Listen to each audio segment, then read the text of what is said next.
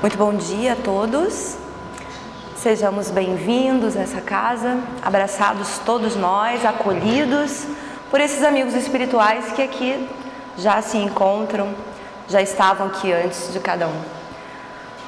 E o tema, como Gilberto já nos falou, lendo a mensagem introdutória da querida benfeitora Joana de Ângeles, nós vamos falar sobre o perdão. Especificamente, uma mensagem muito belíssima, psicografada pelo médium, que estará aqui conosco dia 21, querido Raul Teixeira. O nome da mensagem é A Presença do Agredido no Agressor. É uma mensagem bem curta, o espírito Camilo, quem ditou essa mensagem, está no livro chamado Justiça e Vida.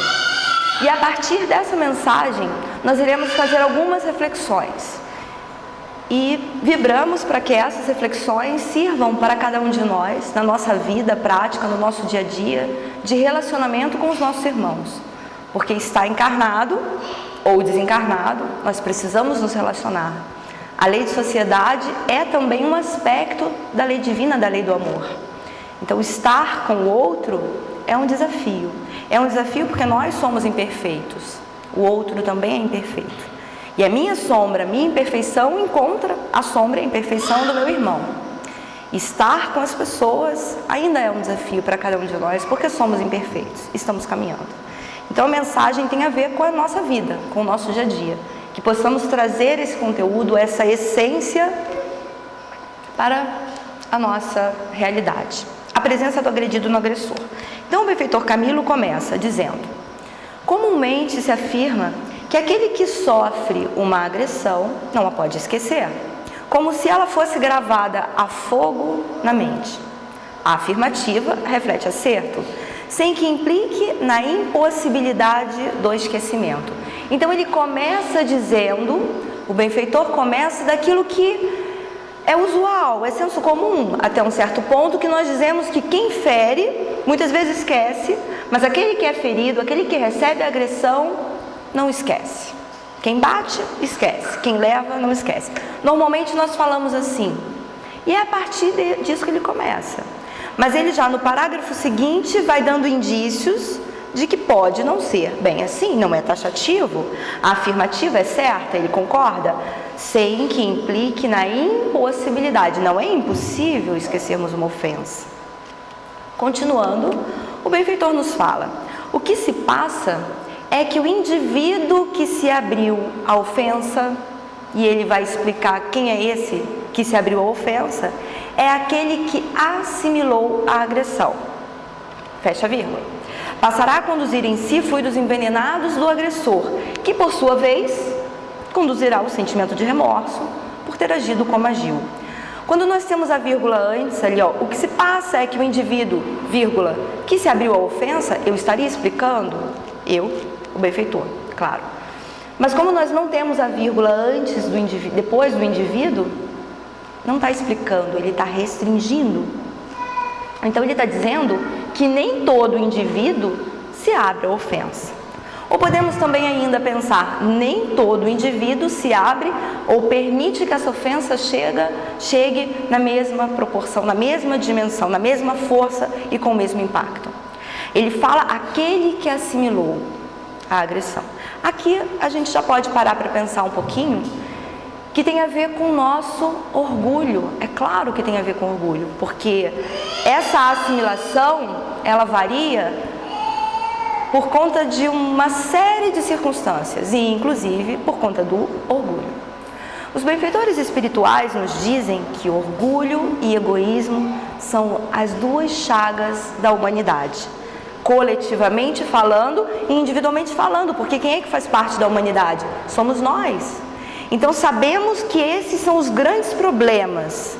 A raiz de todos os nossos males se encontram no egoísmo e no orgulho. Então falar de perdão é, de alguma forma, também pensar sobre esses dois aspectos fora de nós, no outro, não, em nós mesmos. Porque o objetivo da doutrina é esse, é nos fazer gradativamente acordar para a nossa realidade interior, para nós mesmos, para aquilo que nós trazemos que é necessário e fundamental modificar, porque sem a modificação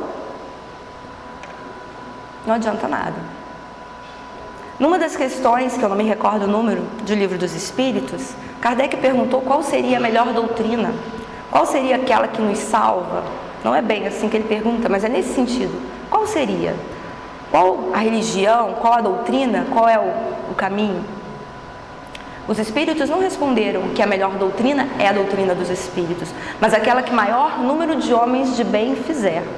Eu só posso ser um homem de bem à medida em que eu começo a me conhecer, à medida que eu começo a perceber o quanto eu sou egoísta, orgulhoso, o quanto eu já posso modificar. Esse autoconhecimento é o primeiro passo.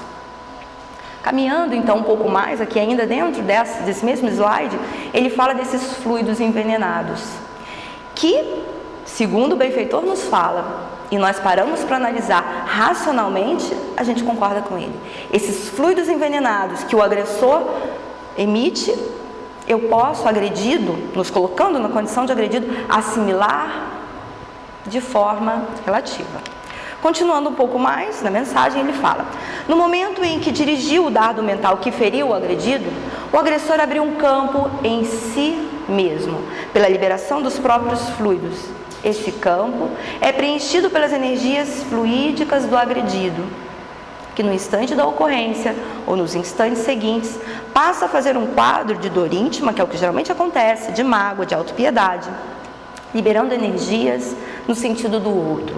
Ou seja, agredido e agressor ficam vinculados um ao outro por conta do que aconteceu. E aí nós poderíamos pensar que o benfeitor está falando de grandes coisas, de grandes acontecimentos. E nós podemos pensar que não é bem assim. No nosso dia a dia, na relação com o outro, nós vivenciamos isso. Ora estamos na condição de agressor, ora estamos na condição de agredido. Eu imagino que isso faça parte da nossa realidade, faz parte da minha, eu acredito que faz parte da de vocês. Porque como falávamos no início, estar com o outro é um desafio, porque nós somos imperfeitos. Conversávamos um dia desse com um querido amigo, grande amigo nosso, e falávamos sobre o relacionamento humano, relacionamento do homem e da mulher, o casamento. E dizíamos que não é nada fácil, claro que não é, porque nós temos a nossa imperfeição. Aquelas que muitas vezes a gente nem quer ver, mas o outro também tem. Conviver no mesmo espaço é fácil? É claro que não. Aqueles que são casados sabem, por mais que exista o amor, não é fácil conviver. Então essa situação de agredido e agressor tem a ver com situações muitas vezes pequenas do dia a dia, mas que podem ganhar uma proporção gigantesca. Ele diz aqui que agredido e agressor então se vinculam. Interessante quando ele chama a atenção, esse campo é preenchido pelas energias fluídicas do agredido. O agressor, quando ele agride, ele se coloca numa condição de vulnerabilidade, digamos assim. Mas avançando um pouco mais, porque o benfeitor não vem trazer apenas alarme, ele só não vem levantar só a lebre, ele vem nos mostrar caminhos. Continuando, ele vai falando: assim o agredido carrega em si, o que estávamos falando, os fluidos do agressor, dinamizados, enquanto acontece o mesmo com o agressor relativamente ao agredido. É desse modo que um não consegue esquecer o outro. E a cada evocação, tudo volta às lembranças, provocando sofrimento pelo levantar do pó, tanto da ofensa quanto do remorso.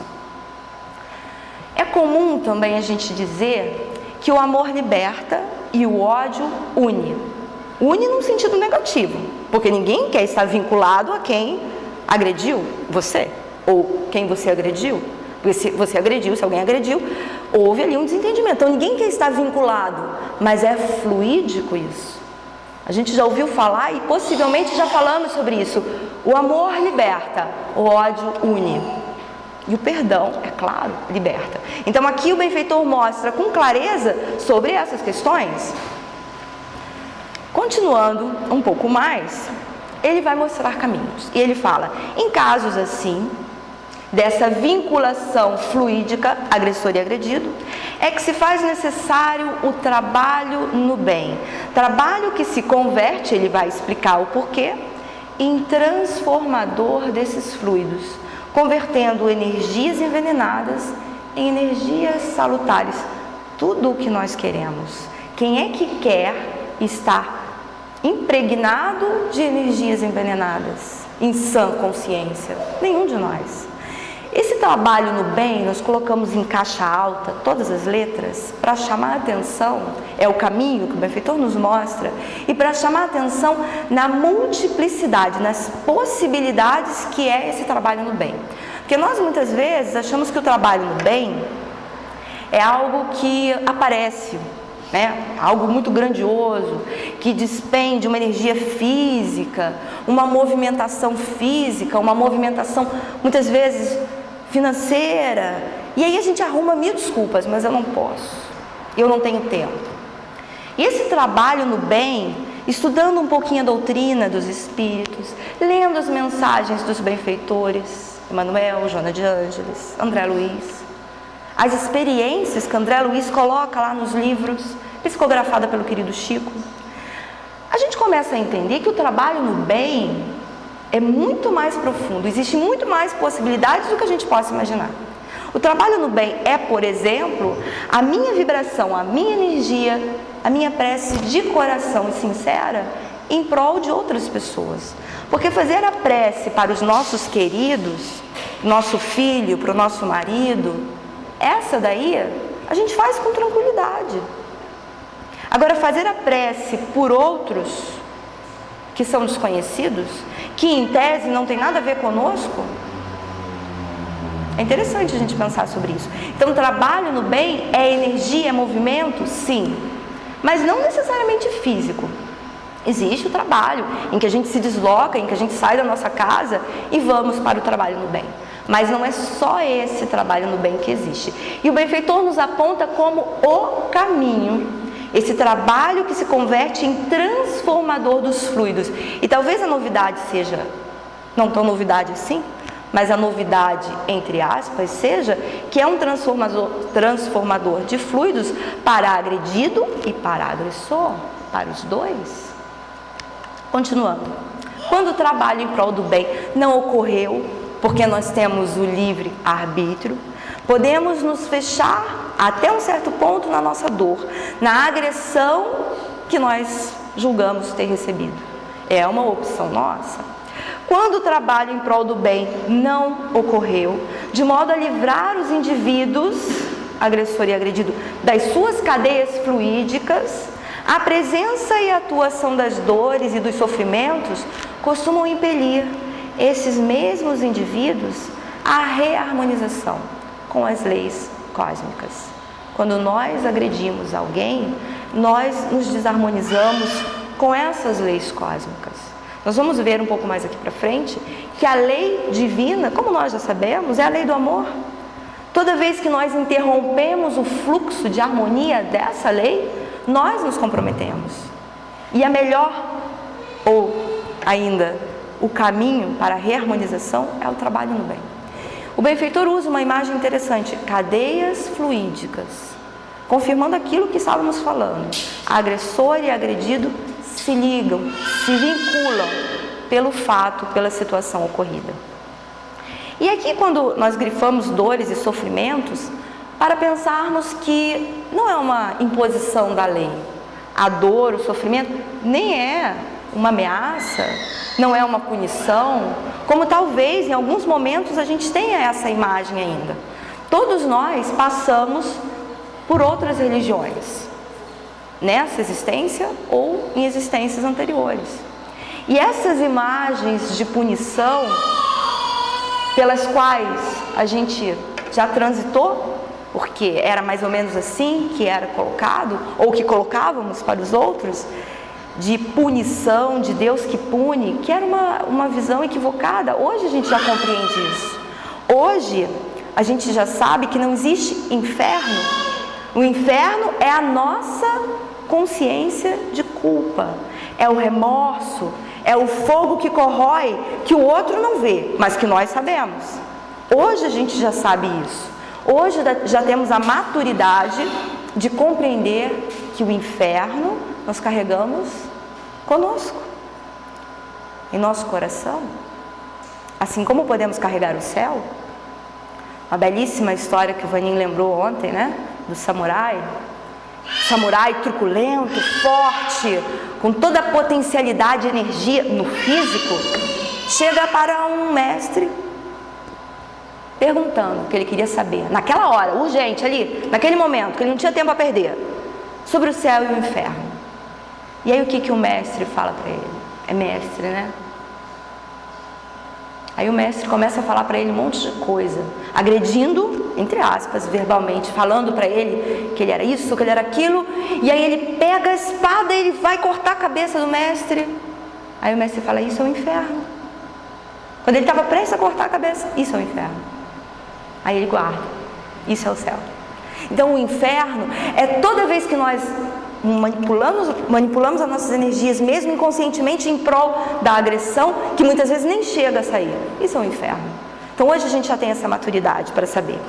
Caminhando um pouco mais e finalizando a mensagem, o benfeitor nos fala que na condição de instrumentos da vida nas mãos da divindade, no momento em que as criaturas desafinam, ou seja, quando a gente interrompe o fluxo divino, pela má aplicação do livre-arbítrio, emitindo ao seu redor notas dissonantes e fluídico, as leis sábias que visam o reconduzimento dos seres, e não visa punir, mas sim reconduzir os seres para os nobres trilhos, nos põem perante desafios e pelejas, aptas a converter as nossas torpezas em virtudes, a nossa vaidade em humildade, a guerra, que não está fora, que está dentro, em paz. Então ele diz que essas leis sábias, elas possuem instrumentos.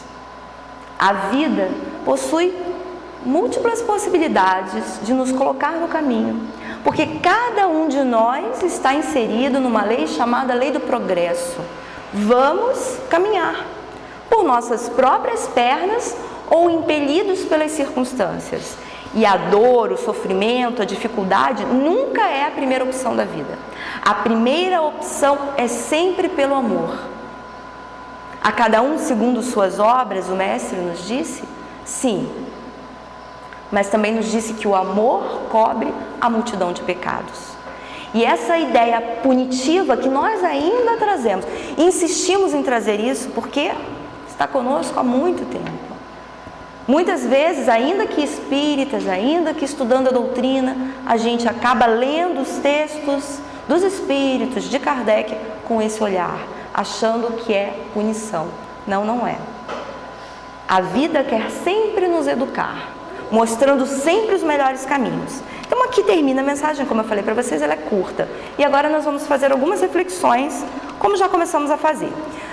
Emmanuel, o benfeitor Emmanuel, pelo médium Chico Xavier, no livro Consolador, nos fala do que já estávamos falando, que o determinismo divino se constitui de uma só lei, que é a lei do amor. Essa lei, olha que interessante, não é para eleitos. Essa ideia de eleitos, a gente já consegue compreender que não era bem essa palavra, né?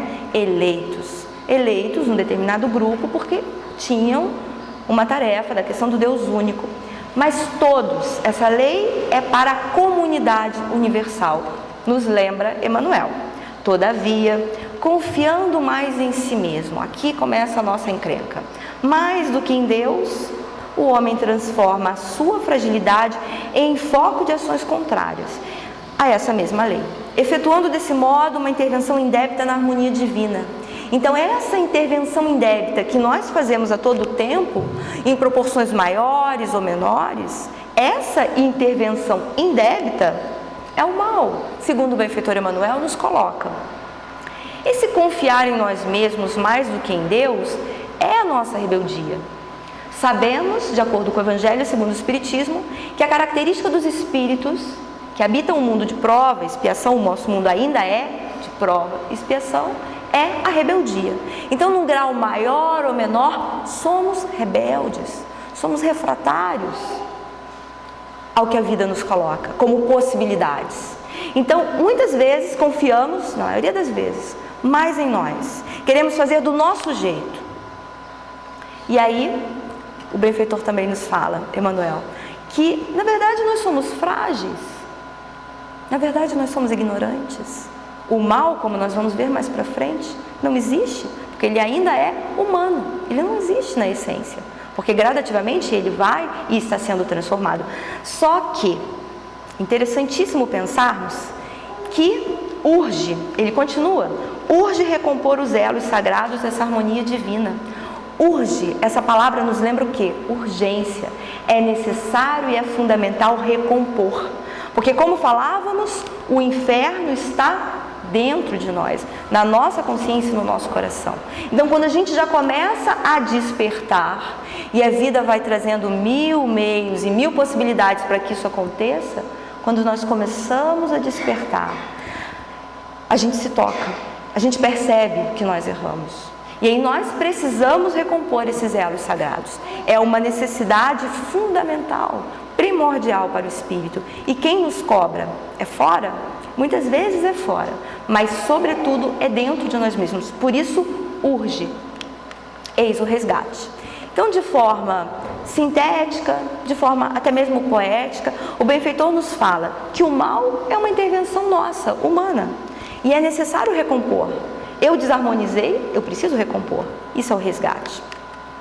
Então ele conclui dizendo: vede, pois, que o mal, essencialmente considerado, não pode existir para Deus, em virtude de representar um desvio nosso, humano, sendo zero na sabedoria e na providência divinas.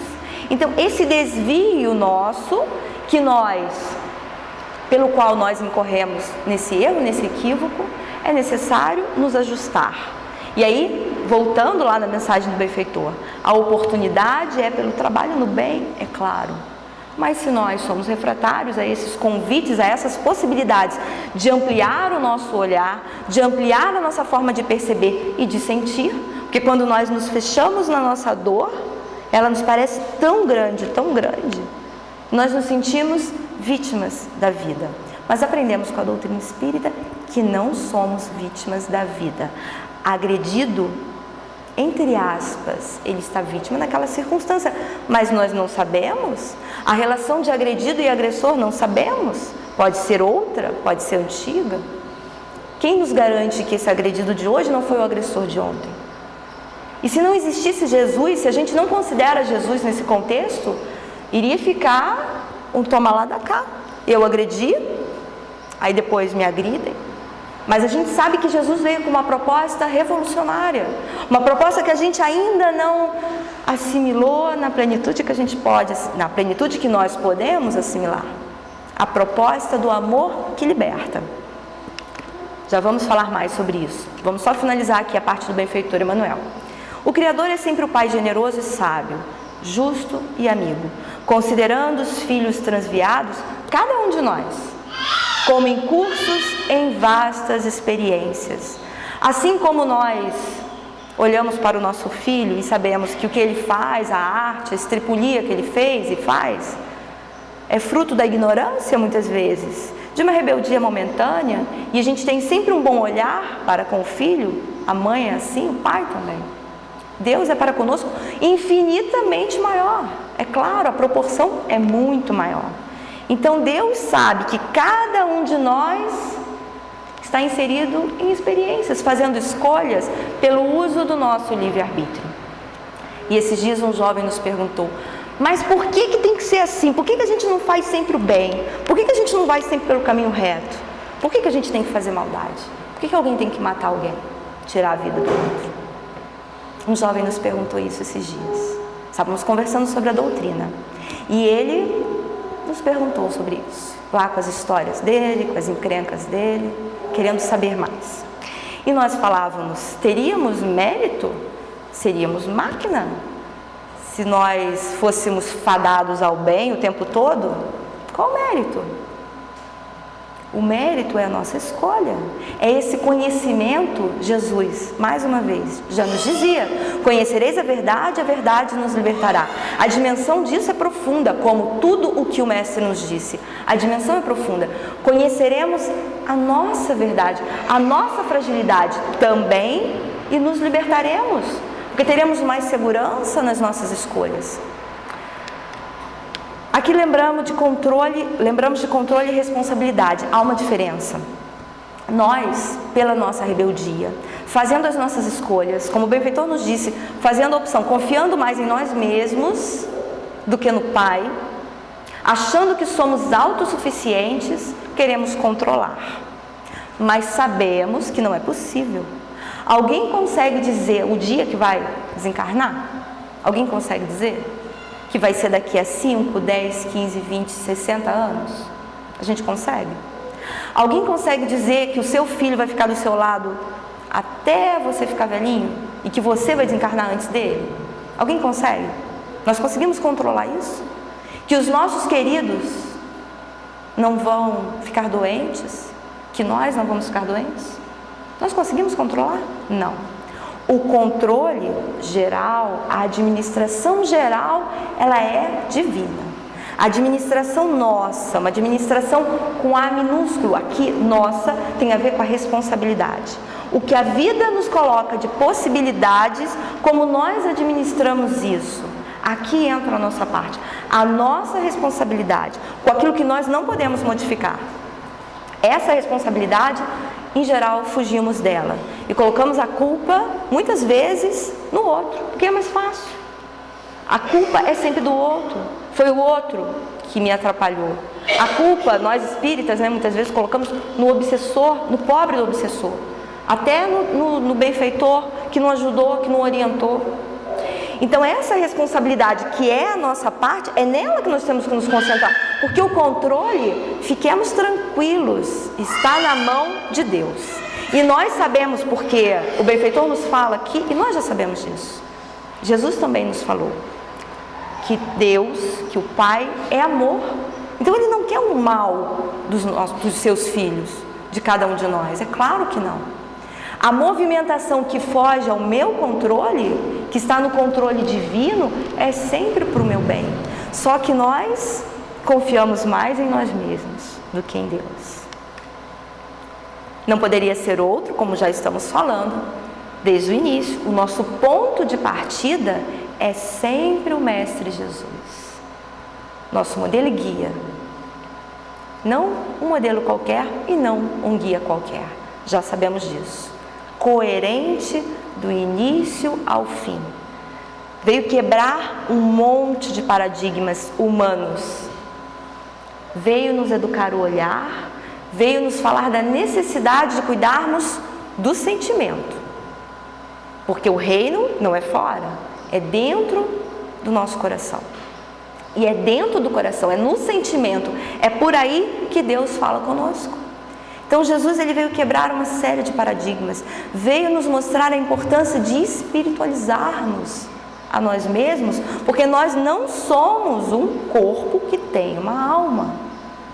Então é muito bobagem, é muito perda de energia, é muito desgastante quando nós apenas vivemos em função das questões materiais.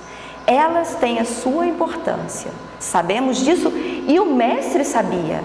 Dai a César o que é de César. Em muitos momentos ele mostrou para nós que é preciso cuidar das questões materiais, mas dando-lhe o valor devido, porque essas questões são transitórias, precárias. O que prevalece são as questões espirituais. O que prevalece, o que sobra é o espírito. Tudo que é matéria está em constante transformação e decomposição. Só o espírito que não. Só o espírito que prevalece, que não se desgasta com o tempo, com a ação corrosiva do tempo. Ao contrário, o espírito tem que, ele está inserido nessa lei. Aí ele que vai escolher a forma. Nós escolhemos a forma, caminhando pelas próprias pernas, entre aspas, pelas próprias pernas, ou sendo arrastados de roldão. Cada um de nós tem essa escolha o tempo todo na vida. Como nós recebemos aquilo que não é possível modificar. Como é que nós nos comportamos diante disso? O espírito, diferente da matéria, diferente de tudo que é material, ele se aprimora, ele não se desgasta, ele não é corroído com a ação do tempo. Lembrando essa imagem do Cristo que por vezes foi equivocada, O Espiritismo é Jesus que volta de braços abertos, totalmente descrucificado, ressurreto e, o que é melhor, vivo, cantando a sinfonia gloriosa da solidariedade. O Espírito Bezerra de Menezes, 2010, 2011 é a mensagem, né? São vários espíritos num livro chamado Compromisso de Amor, psicografado recentemente por Divaldo Pereira Franco. Aqui ele nos lembra o que talvez nós tenhamos esquecido ou não tenhamos parado para pensar, que o Espiritismo é Jesus que volta de braços abertos. Então aquela imagem do Cristo crucificado na parede, que nós respeitamos e devemos respeitar sobremaneira os nossos irmãos que pensam assim ainda, que colocam o Cristo distante, como um líder religioso presente apenas numa seita, num grupo religioso. Devemos respeitar os que pensam assim, mas não cabe mais. Nós que somos espíritas, diante do que temos de conhecimento, não cabe mais a gente alimentar essa imagem, ficar paralisado, cristalizado nessa imagem. Jesus, o Cristo vivo, de braços abertos, bem próximo de nós, à medida em que nós buscamos segui-lo, seguir os passos dele. Interessante a gente pensar que essa imagem é algo que nós trazemos conosco ainda, do Cristo tão distante. Mas se a gente parar para analisar, nós podemos pensar um pouquinho. Será que o mestre, o governador espiritual do orbe, estaria presente, estaria enclausurado numa seita religiosa, num grupo, numa religião? É claro que não.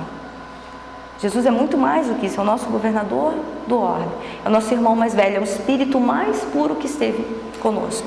Esteve conosco por amor, mostrando o caminho. Esteve fisicamente, porque ele permanece, é claro. Mostrando o caminho, não mostrando o caminho dizendo, ó, Vaninho, vai por aqui, vai por ali. Confiaríamos num guia que não tivesse feito o percurso ainda? Confiaríamos? Esse guia, não, ele já fez. Nós muitas vezes, é interessante pensar, porque nós muitas vezes queremos nos guiar pelos humanos, que são imperfeitos. Dizemos, eu me decepcionei com fulano, com ciclano, mas ele é espírita com aquela conduta. Mas ele é imperfeito tanto quanto nós somos. Não nos decepcionaremos nunca com o Mestre Jesus, porque ele já fez o percurso, coerente do início ao fim. Não falou, vivenciou. A mensagem da libertação ele vivenciou. E aí nós buscamos no Evangelho onde que fala sobre perdão. Onde que nós poderíamos pensar sobre o perdão? O Evangelho, que esse ano completou 150 anos, 1864 foi publicado, o Evangelho segundo o Espiritismo. Várias possibilidades teríamos. Nós escolhemos um trechinho, o finalzinho do item 6. Os itens 5 e 6, bem-aventurados e misericordiosos, é o nome do capítulo 10.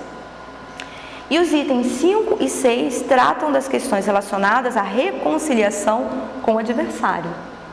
Porque nós estamos falando a presença do agredido no agressor. Um aspecto apenas sobre essa questão do perdão. Muitos outros caminhos a gente poderia tomar. Então, reconciliação com o adversário, no finalzinho, Kardec nos lembra, como referência maior, o que o Cristo já havia nos falado.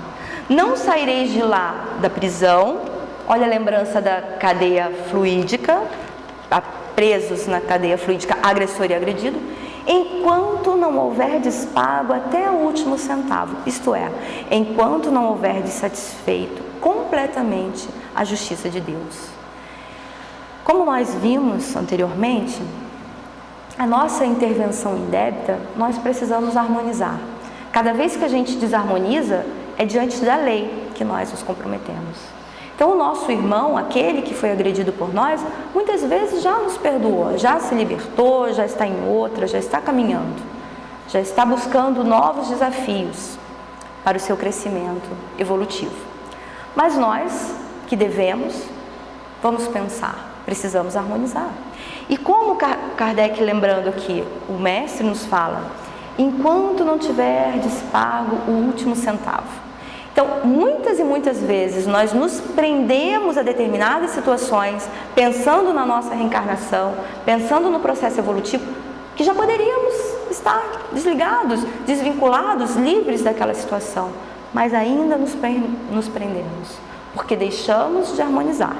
Então aqui é uma advertência muito interessante, eu não vou explorar muito essa questão aqui, mas está lá no Evangelho segundo o Espiritismo. Essa reconciliação que se faz necessária urge desde agora, já, porque nós já sabemos.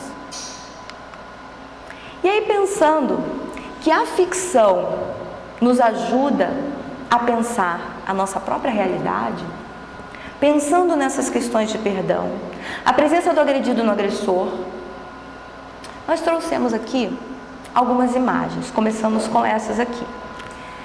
É de um filme conhecido nosso, alguns já assistiram, outros possivelmente não, O Menino de Pijama Listrados, que também tem um livro, uma obra escrita.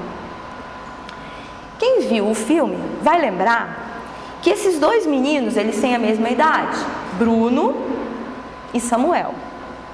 Eles têm 9 anos. E eles se tornam amigos. Só que a realidade deles é bem diferente. Porque o Bruno mudou-se para aquele lugar porque o pai dele é um oficial nazista. Responsável, inclusive, por aquele campo de concentração, onde o Samuel agora vive e mora, né? Eles se tornam amigos, amigos de verdade. E num determinado momento da história, que está sendo contada lá no filme, o Samuel vai parar lá na casa do Bruno, porque a mãozinha dele era pequenininha e dava para limpar os copos de cristal.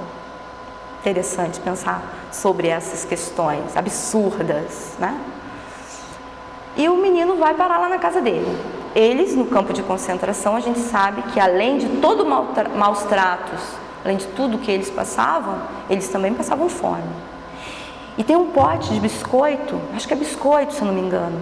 E o Samuel, com fome, né? O Bruno, que levava comida para ele, escondido, quando eles iam se encontrar para conversar, para jogar, ele levava um joguinho. O Bruno oferece o biscoito. Só que na casa do Bruno, o pai era um oficial nazista. Então existia um movimento muito grande de soldados. Chega um soldado. E aí acha que o menino roubou a comida. E o Bruno, por covardia, por fragilidade, não por maldade. Nós não somos maus, nós somos frágeis. O Bruno não defende o amigo. Com medo, ele não defende. Diz que nem conhece, não se mete, não se envolve, vira as costas.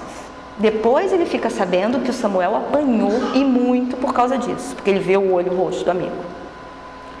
Essa sensação de culpa, essa sensação de arrependimento, essa vontade de reparar, que é inerente, é do ser humano, a gente sente isso. Cada um de nós desperta mais cedo ou mais tarde para isso, mas todos nós sentimos. Essa vontade de reparar, de estar com o amigo em harmonia, o que ele faz? O que o Bruno faz? Eles conseguem fazer um buraco que passa da cerca, do lado de cá para o lado de lá. Na hora que nós estamos assistindo o filme, muitos de nós têm expectativa, eu tive, então o menino vai passar para o outro lado, o Samuel, que também não teria muita chance de sobreviver, né? Mas nós pensamos, não, é o Bruno quem passa. Ele passa por debaixo e vai parar no campo de concentração para ajudar o amigo, impelido por uma vontade de reparar. E aí, muitos de nós, os que assistimos, sabemos o que acontece. Quem não assistiu, assista. Vale a pena. A ficção, repito, nos serve para fazer pensar em nós mesmos, para trabalhar aquilo que ainda está endurecido em nós, que é o sentimento, a nossa indiferença. Mas é uma pena que não é só ficção, foi realidade. A data eu não sei se está exata, mas o ano possivelmente é esse, 1945, campo de concentração em Auschwitz, um dos mais famosos, na Polônia. A maioria, crianças e adolescentes. Não foi ficção. E alguns poderiam pensar, mas isso está tão distante no tempo. Nós temos tantas coisas atuais, agora a disputa eleitoral, tantas coisas acontecendo. Isso não tem importância. Para que trazer sobre isso? Aí eu digo para vocês, não tem tanto tempo. Isso foi ontem. E nós estamos falando, nós estamos propondo uma reflexão sobre o perdão. E nós, com base na mensagem do benfeitor Camilo, falamos, pensamos e propomos essa possibilidade de pensar no trabalho no bem, também vibrando por outros, não é mesmo? Então é válido, é pertinente pensar sobre essas questões, porque a misericórdia divina nos permite essa harmonia, é claro. Então onde será que ficam ofensores e ofendidos nesse caso? Onde será? Mais uma imagem. O Holocausto ocorrido durante a Segunda Guerra Mundial foi um dos mais terríveis atos de crueldade e genocídio praticado na história, a ironia, na história da humanidade. Não foi na história dos animais irracionais, foi na história da humanidade.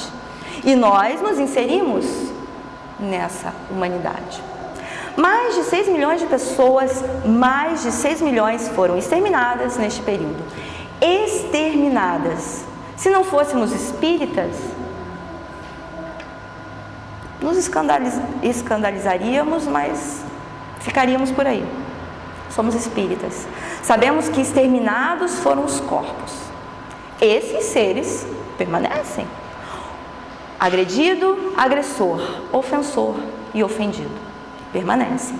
E o que seria, eu pergunto para vocês e pergunto para mim, o que seria desses espíritos se não fosse a misericórdia do Pai, o véu do esquecimento, a oportunidade bendita de reaproximação?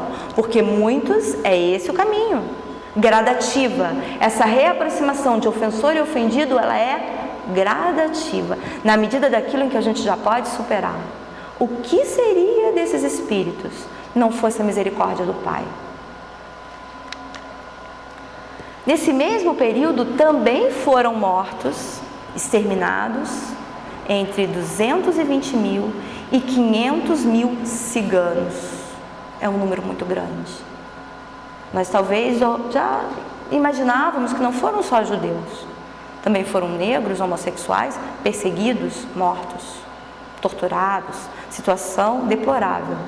Mas também ciganos em um número muito alto. O que seria da misericórdia se não propiciasse esses novos encontros, reencontros? Aqui na atualidade, para os dias de hoje, Salão dos Nomes, no Museu de História do Holocausto do Yad Vashem, não sei se é assim que pronuncia, em Jerusalém, com fotos de 4 milhões de judeus perseguidos e mortos durante a Segunda Guerra Mundial. Importante para lembrarmos, até para aprender, para que a gente hoje não repita, que em proporções menores, às vezes a gente continua repetindo as guerras, né? Parece que a gente não aprende muita lição assim. Para os outros que não são espíritas, não somos melhores por ser espírita, não é isso. Somos espíritas e temos um conhecimento diferenciado.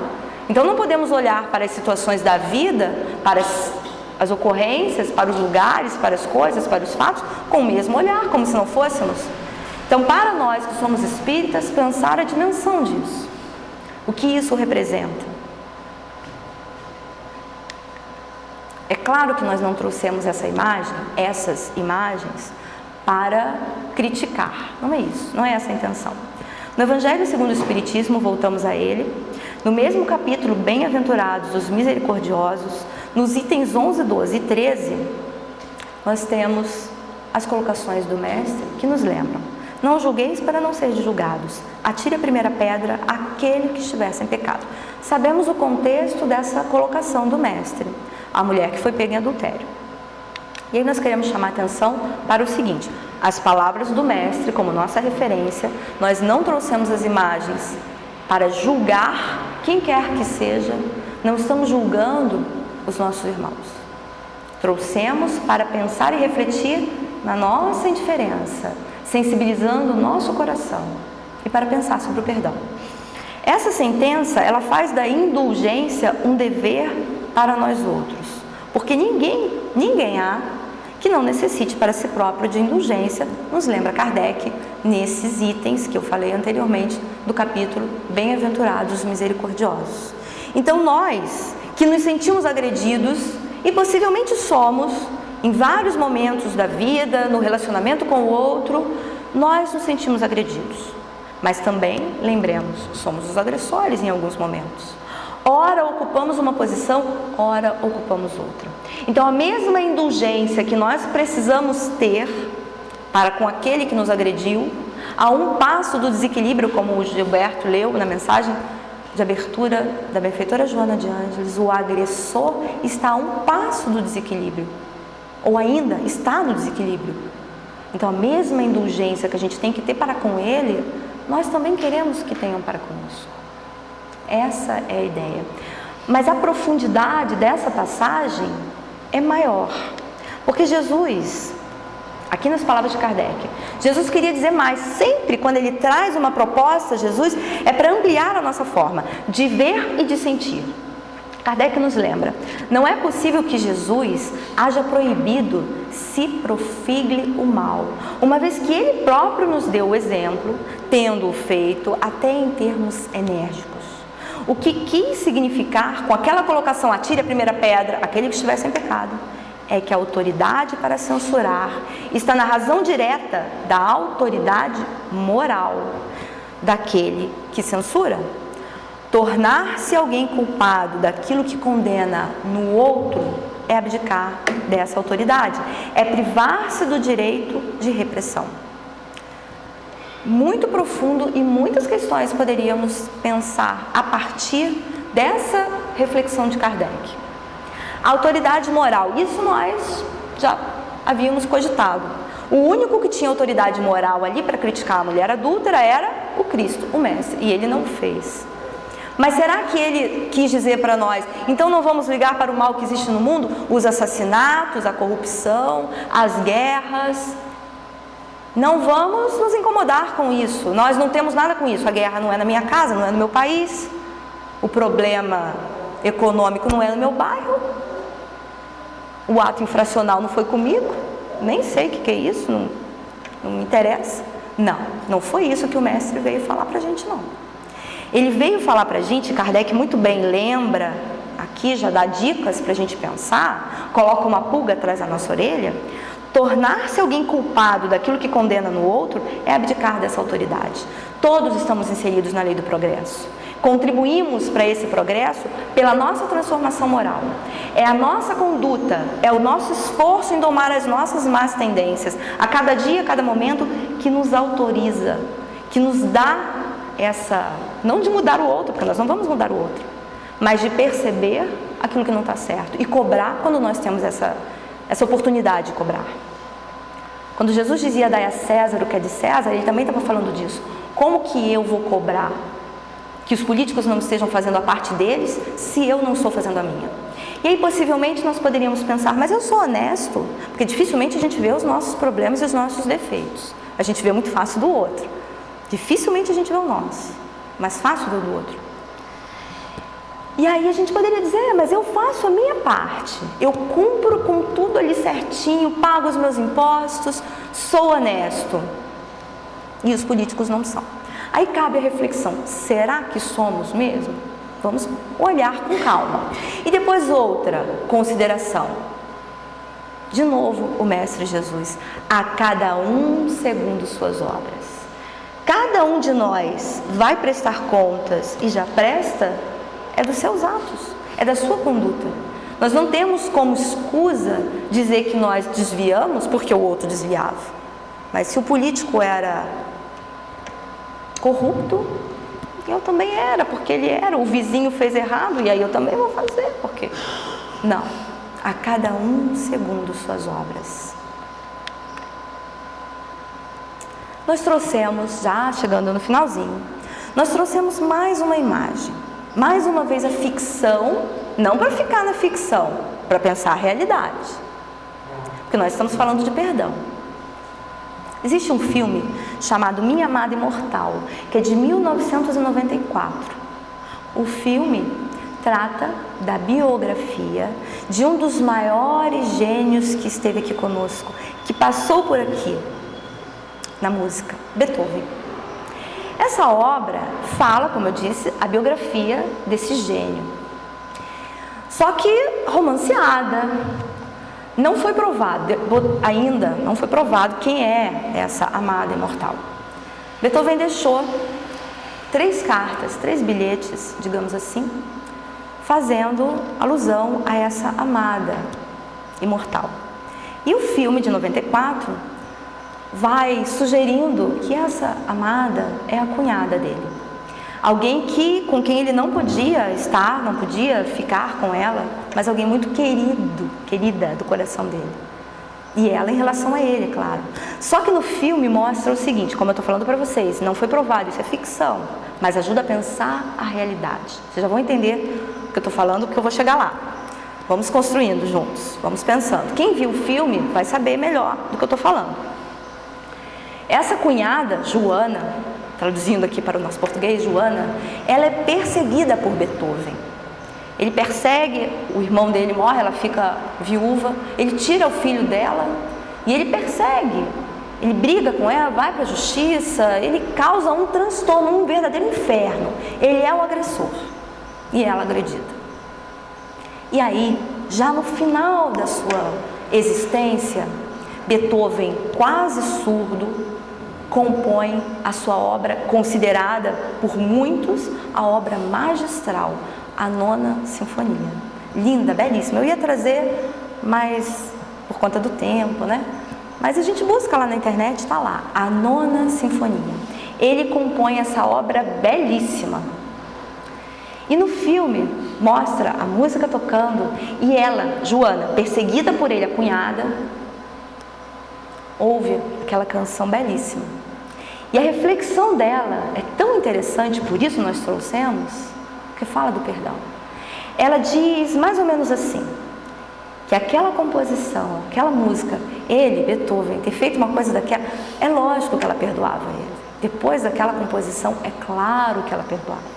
Por que nós trouxemos essa reflexão? Beethoven, século XVIII que ele nasceu. Por que nós trouxemos? O que isso tem a ver? Onde que eu quero chegar com isso? Claro que cada um vai fazendo as suas conexões mentais aí. Lembra que o benfeitor nos fala sobre o trabalho no bem? E antes do benfeitor Camilo nos falar disso, nós já sabíamos. O mestre nos disse que o amor cobre a multidão dos nossos erros. E olha que os nossos erros não são poucos. Graças à misericórdia do Pai a gente não lembra, a gente intui. Então o amor cobre. O bem que eu faço, possivelmente nós não temos o talento, é claro, de Beethoven, mas nós temos outros talentos, pequeninos talentos, todos temos. Que nós possamos movimentar esses talentos, essas energias, daqueles que foram agredidos, mas também em prol de outros. Porque todo o bem que nós fazemos com o coração, ele prevalece e ele se irradia. A música de Beethoven, embora o filme trate de um aspecto que ainda é ficção, porque ninguém provou nada sobre essa questão da Joana, embora fale, embora seja ficção, nos mostra, nos fala ao coração. Para cada um de forma diferente, é claro. Ah, meus amigos, nos lembra um guia protetor, lá no Evangelho. Ah, meus amigos, se conhecesseis todos os laços que prendem a vossa vida, a vossa existência atual, as vossas existências anteriores, se pudesses apanhar num golpe de vista a imensidade das relações que ligam uns aos outros os seres, sempre para o efeito de um progresso mútuo, admirareis muito mais a sabedoria e a bondade do Criador, que vos concede reviver para chegardes a Ele. Agressor e agredido, muitas vezes, estão juntos, dependendo do tamanho da agressão, da profundidade, estão juntos, com o véu do esquecimento, em nome de uma harmonização fundamental. O nosso ponto de chegada não poderia ser outro. Que o Mestre nos fortaleça nessa caminhada de cada dia e individual. Muito obrigada.